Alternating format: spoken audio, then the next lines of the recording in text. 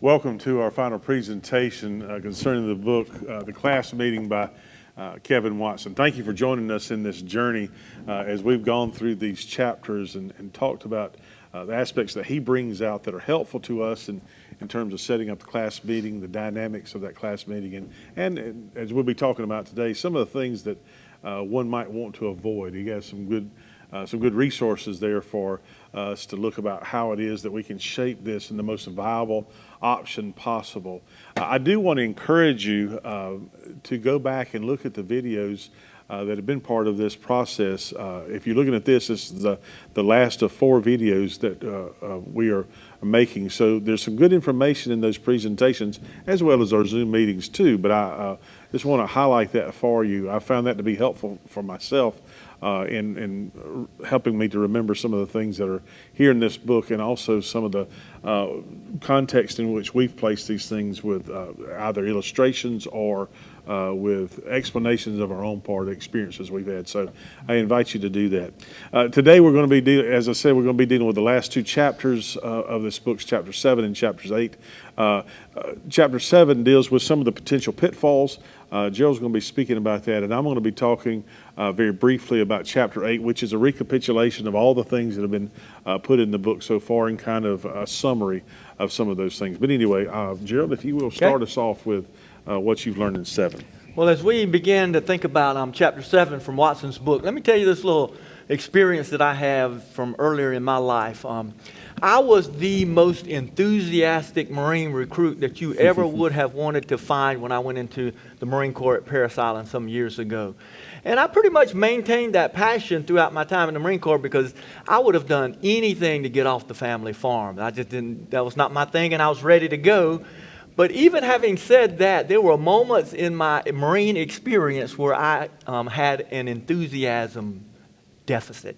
It was not always a high point or a high moment, and things didn't always go well. I had to deal with that enthusiasm deficit.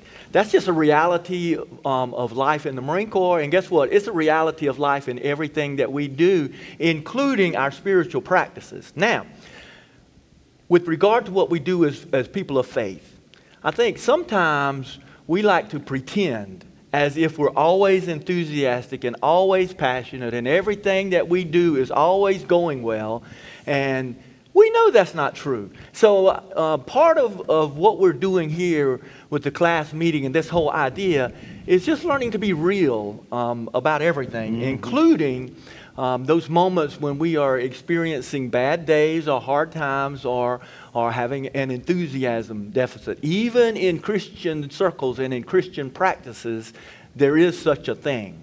And when you're part of a small group, when you're either the leader or participant in a small group, you're going to have to deal with this. Days when you don't feel so good, or when the group is not, the flow is not quite what you hoped it would be. I'm just encouraging you at this point, don't do what is so common and just fake it and just try to make out like everything's fine. A key principle here for all of us, I think, to remember is if I'm dealing with an enthusiasm gap or deficit, this is my opportunity to be real about it and to talk about it. And with that, we can go ahead and talk about some of the things that Watson points out. But for me, they kind of all fall into this category of things that don't go right and how that affects you and what you decide to do about it. Don't pretend. Don't act like it's no big deal, because some things are a big deal. There will be days when it does not go well with your soul. That's right. And we have to be willing to talk about those days. So let's just quickly kind of briefly go through the things that he mentions that could be things that you have to deal with or about the success of the small group and participation in this thing called the class meeting. First one is never start one, and for obvious reasons. You can talk this thing to death, and we can talk about how great it is and how wonderful it is and how much it'll change our lives, but at some point we have to get around to doing it. And we're kind of in that phase right now. We've been talking about this for several weeks, but we want you to know we are moving towards that time when we want to come up with a plan for us to start one. The second thing he mentions is meet irregularly. Again, these are kind of obvious things, but there's Some of us are more punctual than others, and some of us like a routine more than others. If you happen to be a person who likes to fly by the seat of your pants, you need to know that hurts when it comes to maintaining a small group. It's not just about personal preferences. Right. It's about people understanding and being on the same page so that we can show up at the same time and be together in a place. And meeting irregularly causes people to come up with excuses not to meet at all. Mm-hmm. And so we want to stay away from that. The next one is turn the class meeting into a curriculum-driven group. I know we've kind of beat this a lot over the course of our time together, but it's for good reason. Mm-hmm. I feel it in my bones every time I get together with a group, and that is I want to go into some teaching, some mode of, okay, y'all, this is point A, B, C, D, and so I know it for myself, and it's probably true for others that we're going to have to watch that and be careful about. This is not information or curriculum driven. We have to be comfortable in a place, in a space where we're doing something different from that. We're talking about our experiences in life and how we can begin to think about them and interpret them in the context of our relationships with Christ. Yeah. And then the next one is make the class meeting an intense accountability group. I especially wanted to highlight this one because I've kind of sensed over some of our conversations on Zoom together that it's easy to draw the conclusion, because the word accountability has come up a lot in our discussion, that we really need to drive home this accountability piece. Accountability is important, but you can't force it. You cannot push it. You cannot be so passionate about accountability that you intimidate the people who are in the group into not being accountable. Right. And we have to be careful about that. And I hope that we're all gaining an excitement about the possibilities of this and the importance of accountability. And that's a good thing. But the practicality of it is every one of us is at a different place, especially with our level of comfort with accountability. And we have to let each other come along as we will and as God leads in that whole process. He talks in that section about the band meeting, and that's maybe a topic for another time, which is a more personal, a more intimate setting in which the accountability component of the class meeting was held. Yeah. I didn't think he did a thorough job of talking about that, other than to say this is a problem you might run into. Right. But nevertheless, it is a problem I run into, yeah. And there may be opportunities for you to meet with one or two people or however in a smaller group setting where you can discuss some things, and that always needs to be out there. I think all of us, as we conduct life together in ministry, we always have to be sensitive to those moments where you might need to go aside with somebody and either share something with them or hear something from them. And that needs to be an ongoing dynamic. But the class meeting needs to have people that are at different parts of their spiritual experience. And I think that's the point he made in the first part of that section, is having a variety of ages, social standing, or you know what I'm saying, right. Where they're at in the life stage, that kind of thing. So there was having a variety of people from a variety of different places helps maintain that accountability that is not so focused like the band meeting might be. Even when the subject turns to accountability, flexibility is an important part of it, ingredient. Matter of fact, I would say flexibility is going to be your friend throughout this whole thing and participating in it. Maybe flexibility is a good thing for us to keep in mind with regard to a lot of things that we do in our Christian walk. Kevin mentioned this as we talked in Zoom last time about the fact that just because you're meeting with us in this doesn't necessarily mean you have to be a class leader. The next thing that Kevin Watson points out is select class leaders based on anything other than their spiritual maturity and spiritual leadership. There are any number of reasons why people get called into or roped into doing certain things. It's famous about every church I've ever gone to. You have at least one person who says, they asked me to teach this class about 30 years ago, and I was supposed to do it for a year, but I'm still here doing it. And that's not, that's not good anytime, but it's especially not good for something like this where you feel like just because you participated in this series of meetings that we've had, then now you're obligated to lead a class meeting. That's not the case at all. Right. This especially needs to be, a sense of calling from God to you, in a sense that this is really something that I want to be a part of in this capacity. Mm-hmm. And you might have gifts in other areas of ministry, and that's great. And that doesn't necessarily mean, though, that this is your thing to lead. And we're okay with that. We're fine with that. And some of you, again, like he said, you may want to participate in it, right, and not lead. Again, the next one he mentions is allow one person to dominate the conversation. We've kind of talked about that as well, and we all understand the danger that happens when one person begins to talk. And the next couple of things are sort of ancillary to that. When one person is dominating the conversation, they kind of come off like they have all the answers. Yeah. And maybe they do have the answers. I'm not saying that. I'm just saying that sometimes that stops conversation. It stops discussion. Conversation and discussion, honest and open dialogue is essential to what we've been talking about and what we hope to accomplish here.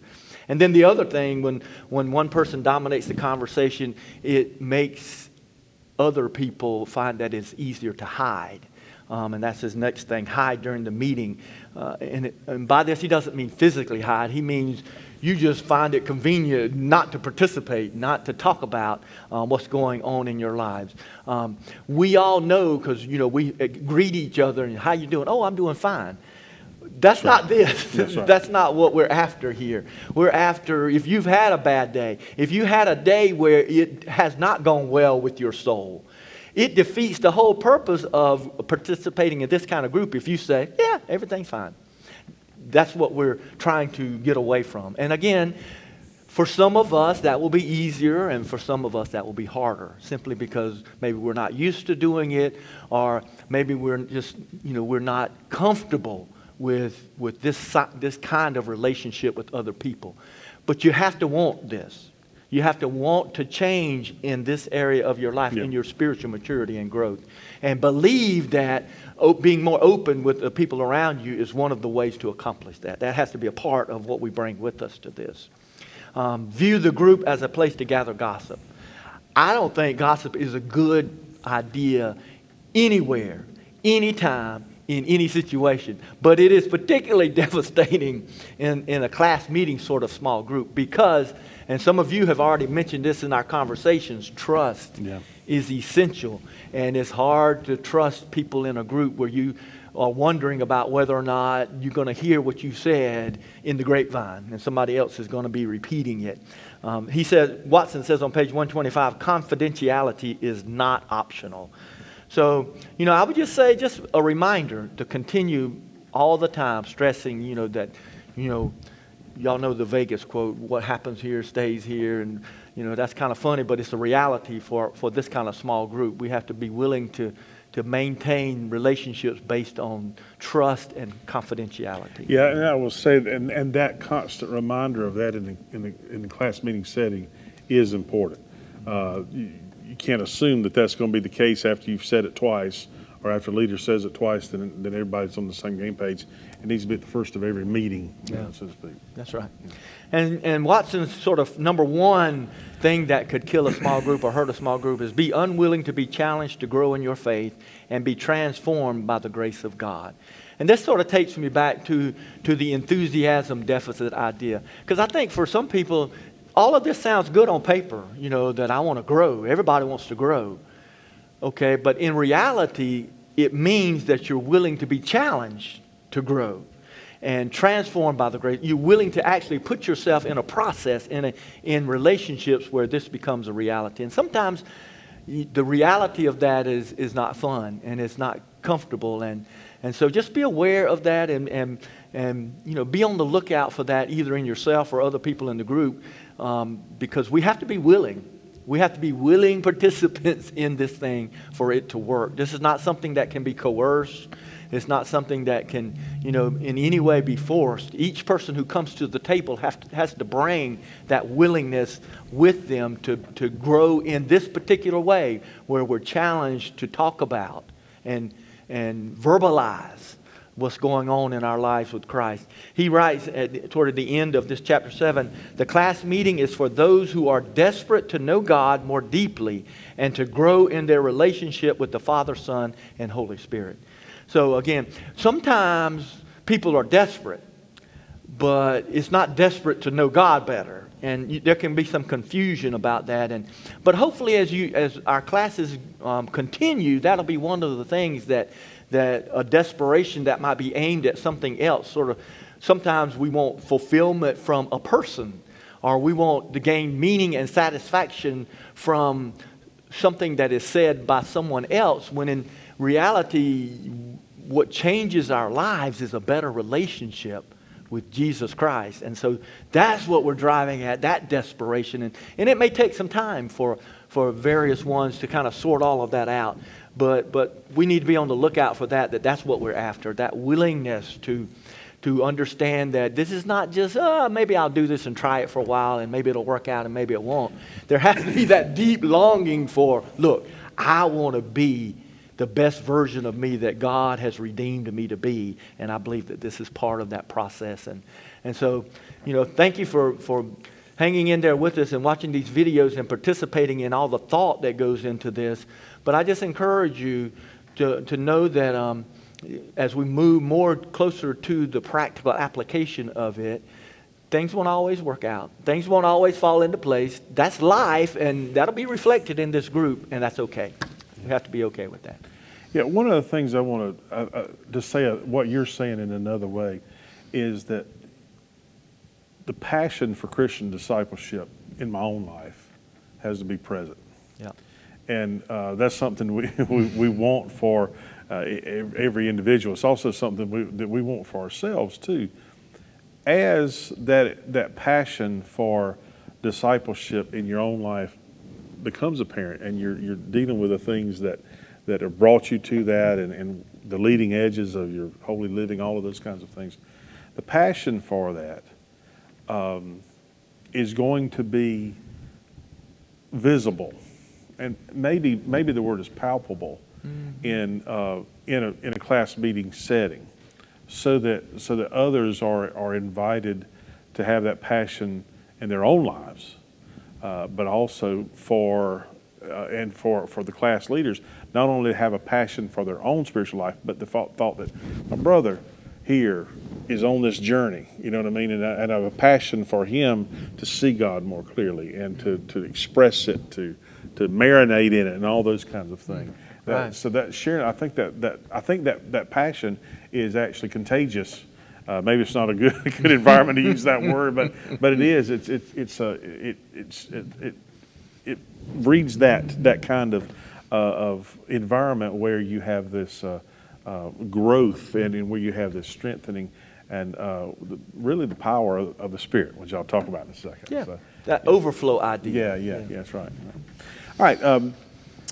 Watson's final chapter of the book kind of ties the bow on several different ideas that he's been talking about in other parts of the book, and I really encourage you to have another reading of that final chapter. I wanted, however, to spend a few moments talking about one particular section of that final chapter, which is found on pages 138 through 140, and the title of it is Take Responsibility for Your Faith. I actually believe there's some value to that as a fundamental understanding of the whole idea of the class meeting, and so I'm coming at this from a different angle now, but when we take responsibility in the class meeting for our faith, then we become the kind of class meeting where God can really truly work, and you'll see Him flowing through that. If I were to describe the class meeting as a body, then I would also say that taking responsibility for your faith would be like the blood that courses through that body. leader, participant, everybody's involved in that setting come together so that they might receive these constant reminders of how God's been at work. These constant stories about salvation and redemption that comes through faith in Jesus Christ, what it means to live into that faith, what it means to be beckoned to be called holy living, and what are the highs and lows of that. And so that's the whole context of that. And so even as the group explores these movements, how these movements of God are being played out in the participants' lives, that process reveals the truth, a really fundamental truth, that in all of that, God's talking to you and He's talking to me. And He does that personally to us. And that's a word that He brings to us as He does indeed speak to us. That's a word that He brings to that will require response from us. We don't get this overture from God for nothing. He asks us to respond to it. So in short, what we will indeed see is that we'll begin to see in that process our responsibility for our own faith, because it is God's beckoning call to us. It's intentionally personal. It's intentionally powerful. And when that responsibility is realized through the discipling process, then ownership of our own faith, my faith, your faith, can be taken seriously. And as we get serious about faith, or as we take responsibility for our own faith and our own journey there, and as we see that there's a need for me to walk alongside others that are in that journey, one of the things that I know will happen, I've seen it happen, is that then every witness that takes place in that setting, every word of encouragement that happens, every struggle that's talked about, every confession, every praise, every heartache will be attuned to that faith. It'll be the result of that, or that's not the word I'm trying to say. It'll be colored by the effort to be in faith. The reason that's the case is because we'll be revealing those selves, and we'll be talking about those things in a group of people who value the desire for faith in Jesus Christ, and that stands above us. So if you can find your own way to submit yourself to the quest for faith, and if that desire is fostered in others, then in that setting, which is the class meeting, you'll have a chance to feel the pulse of faith at work. This longing desire to be in greater communion, in a listening attitude, and in seeing the power of God at work around you. You'll be in an atmosphere where you have that, or a body, really, where you have that one thing holding us together, that one thing coursing through us, is we want more faith, more Jesus, we want more of God's presence in our life. And in that, this class meeting has the potential to create that for us, like probably nothing else can. Mm-hmm. One final thing that Watson points out, and this is really the last chapter 7, but I want to reiterate this. That is that remaining open to God's Spirit is paramount. It is paramount to what we do in a class meeting. A couple weeks ago in our Zoom meeting, I challenged you to watch for God's Spirit and to think about the ways to express where you see Him at work. I want you to know that's not just an exercise I was asking you to do for discipling or discipline or learning how to retell it, but actually my thought is that it's a challenge to let God's Spirit surprise you and let Him light the circumstances that are around you in a different way so that you see them in a different way. Part of this is the amazement, the aha moment we have that God indeed through His Spirit can work in some ways that we might ignore otherwise if we're not looking for them. Mm-hmm. So that exercise and learning how to express it and talk about it can be quite a terribly important thing for this whole process. Also remember when we're talking about God's Spirit that God's Spirit blows where it will, and when He does that, then that will mean that we might need to let go of some plans. that we have. It also might mean that we need to let go of some expectations we have. Setting expectations that we talked about last week is an important thing, no doubt. But sometimes God will surprise us, and He will say, "I want you to see, I want you to hear, I want you to feel something else here, and I want you to lead a different way." So, just as a final reminder, is that let's let God's Spirit work in us and let Him move us. I'm always drawn back to the last words of Acts when I think about God's Spirit at work. All throughout Acts, there's a story about what the Spirit's doing. It's actually not the acts of the apostles they're really talking about. It's really the acts of the Holy Spirit. And what goes forth, no matter where Paul is, no matter where Peter is, and these guys, whether they're in jail or whether they're speaking before kings, wherever they're at, what goes forward in all those stories is God's Spirit. Yeah. The Spirit goes forth unhindered. I think that the word is actually used as unshackled or unbound. And so that is always before us, the possibility of the presence, the real dynamic and transforming presence of the Spirit. Go ahead. When we hear this kind of talk, and it's all very real, I know sometimes it can be a little scary. It can sound scary, but the other part of that is when we are led by the Spirit, we can also trust Him to to help us along. Yeah. And it's not just that He wants to move us out there, which He does want to do that, but He knows how to take care of us too if we'll go His way and That's if we'll right. do it His way. That's right. Neat. Thank you so much for being a part of this presentation today. I do want to remind you once more to check out this video and others that have come before it. You can see those if you scroll down on our Facebook page, the church's Facebook page. You'll see anytime it's Lead Like Wesley is on the front of that video. That's us doing these presentations, and we look forward to seeing you on Wednesday night at our Zoom meeting. If there are those of you who have not yet tuned in for that Zoom meeting and would like to do so, please send us an email or give us a call so we know to include your name on the list of those to whom we send invitations. All right? Okay. Thank you so much. you. Honor to have you with us.